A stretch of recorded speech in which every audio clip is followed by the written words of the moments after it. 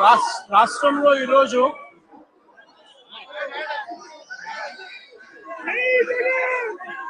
జంగల్ రాజ్ అనేది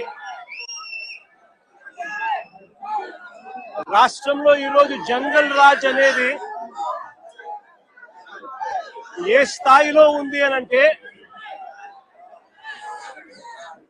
ప్రజాస్వామ్యం ఎప్పుడో కూని అయిపోయి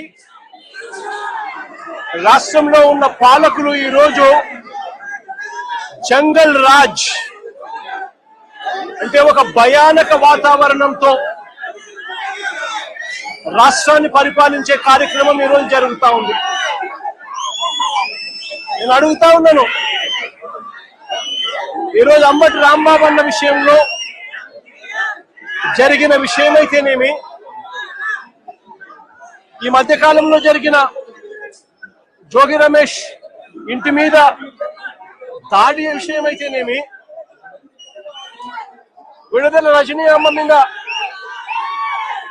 అటాక్ చేసిన విషయమైతేనేమి, గోళ్ళ బ్రహ్మనాయుడన్న మీద అటాక్ చేసిన విషయమైతేనేమి, అన్నీ కూడా ఈ మధ్య కాలంలోనే జరిగిన ఈ కొన్ని ఘటనలు మాత్రమే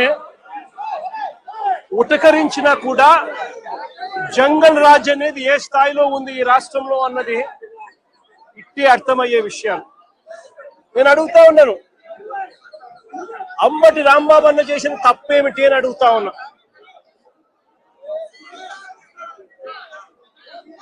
విడుదల రజనమ్మ చేసిన తప్పేమిటి అని అడుగుతా ఉన్నా. జోగి రమేష్ చేసిన తప్పేమిటి అని అడుగుతా ఉన్నా. కరుణాకర్ రెడ్డి తిరుపతి భూముల కరుణాకర్ రెడ్డి చేసిన తప్పేమిటి అని అడుగుతా ఉన్నా. కాకాని గోవర్ధన్ అన్న చేసిన తప్పేమిటి అని అడుగుతా ఉన్నా. గోళ్ళ బ్రహ్మనాయుడు అన్న చేసిన తప్పేమిటి అని అడుగుతా ఉన్నా. కేవలము చంద్రబాబు నాయుడు గారు అనే వ్యక్తి గత సంవత్సరంన్నర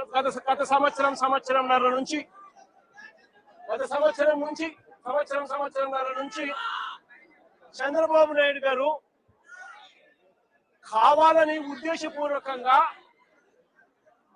అబద్ధాలతో కూడిన ప్రకటనలు చేస్తూ ప్రజలను మభ్యపెట్టే కార్యక్రమం చేశాడు. తిరుపతి నెయ్యిలో, పవిత్రమైన తిరుపతి నెయ్యిలో భక్తుల మనోభావాలను దెబ్బతీసే విధంగా కావాలని కుట్రపూరితంగా ఆ నెయ్యిలో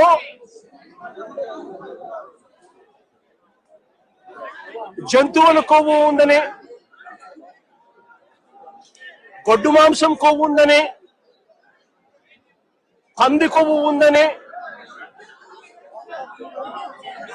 చేప నూనె కలిసింది అని అంటూ రకరకాలుగా చంద్రబాబు నాయుడు గారు కొడుకు, ఇదే చంద్రబాబు నాయుడు గారి పార్టీలో తనతో పాటు కలిసి ఉన్న మరో పవన్ కళ్యాణ్ అనే మరో నాయకుడు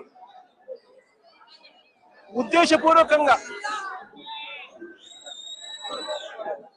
మన వెంకటేశ్వర స్వామి ప్రతిష్టను మనమే దెబ్బతీస్తున్నాము అని చెప్పి ఏమాత్రము కూడా కనీసము దేవుడంటే భయము లేకుండా, దేవుడంటే భక్తి లేకుండా రాజకీయాల కోసం దేవుడిని ఉపయోగించడం మొదలుపెట్టారు. వీళ్ళు చేసిన ఆరోపణలు ఏదైతే ఉన్నాయో ఆ ఆరోపణలన్నీ కూడా అవాస్తవము అని ఏకంగా NDDB national dairy development board, NDDB, NDRI national development research institute, ఈ రెండు కూడా కేంద్రానికి సంబంధించిన ల్యాబులు.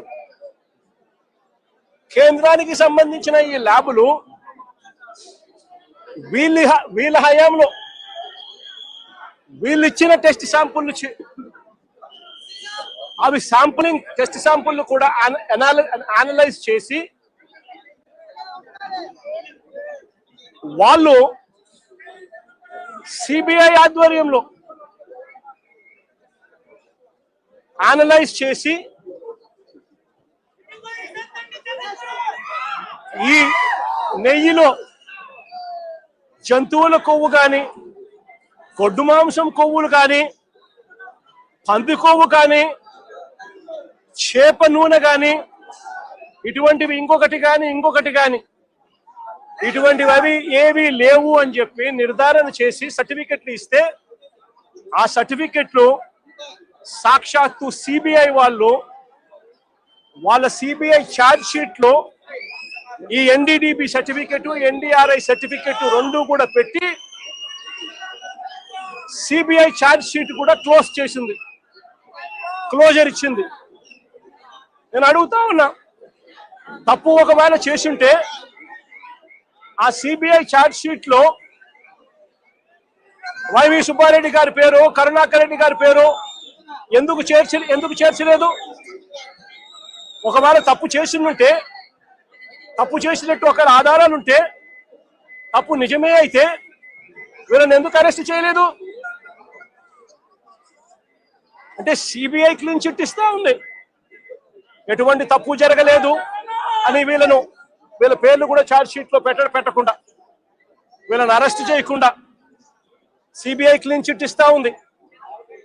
ఎన్డీడీబీ ల్యాబ్, ఎన్డీఆర్ఐ ల్యాబ్, ఈ ల్యాబులు కూడా క్లీన్ చిట్లు ఇస్తా ఉన్నాయి.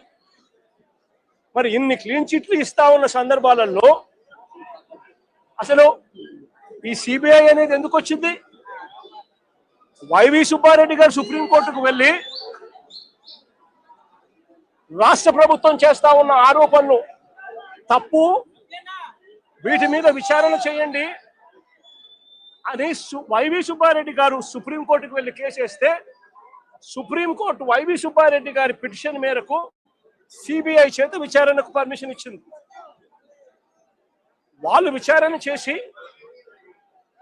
వీళ్ళెవరూ తప్పు చేయలేదు అని చెప్పి నిర్ధారించి ఎన్డీడీబీ, ఎన్డీఆర్ఐ ల్యాబుల సర్టిఫికెట్లు కూడా పొందుపరిచి క్లీన్ చిట్లు ఇస్తే, చంద్రబాబు నాయుడు గారు అనే వ్యక్తి, పవన్ కళ్యాణ్ అనే వ్యక్తి, నారా లోకేష్ అనే వ్యక్తి, ఇంకా ఇటువంటి అన్యాయస్తులు ఎవరైతే ఉన్నారో వీళ్ళంతా కూడా చేసిన తప్పుకు చంపలేసుకొని ప్రజలకు, వెంకటేశ్వర స్వామికి చేసిన తప్పులకు లెంపలేసుకొని క్షమాపణ కోరాల్సింది పోయి,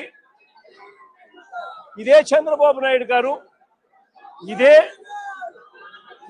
ఇదే లోకేష్ అనే చంద్రబాబు నాయుడు గారి కొడుకు, ఇదే పవన్ కళ్యాణ్ అనే ఇంకొక వ్యక్తి, వీళ్ళంతా కూడా కూడబలుపుకొని మళ్ళీ అదే అబద్ధాలను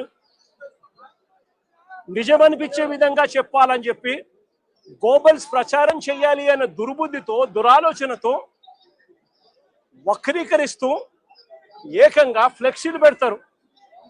నేను అడుగుతా ఉన్నా, తప్పుడు సమాచారాలతో, తప్పుడు విషయాలతో, కుల మతాలను రెచ్చగొట్టే విధంగా అబద్ధాలతో ఫ్లెక్సీలు పెట్టే